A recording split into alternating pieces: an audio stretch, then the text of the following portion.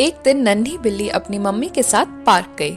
उसने वहाँ एक झूला देखा और उस झूले पर जाने की जिद की। नन्ही बिल्ली भागती हुई उस झूले पर गई।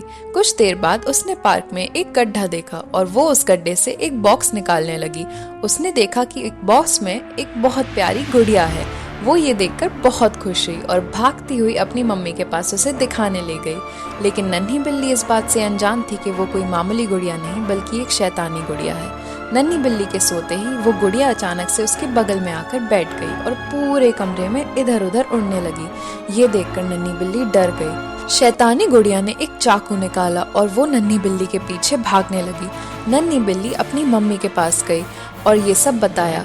ये देखकर मम्मी हैरान थी और नन्ही बिल्ली से बचने के रास्ते के बारे में सोचा और ऊपर वाले की ताकत से शैतानी गुड़िया को वापस उस कॉफिन में बंद कर दिया और समुंदर में फेंकने के लिए ले जाने लगी। वो दोनों बहुत घबराए हुए थे और उन्होंने उस कॉफिन को समुंदर में फेंक दिया, लेकिन वो उस शैतानी गुड़िया की ताकत से अनजान थे और वापस घर की तरफ जाने लगे। जैसे ही उन्होंने दरवाज़ा खोला, शैतानी गुड़िया को वापस अपने घर में पाया। ये देखकर वो बहुत हैरान हुए। आगे की कहानी जानने के लिए सब्सक्राइब करें।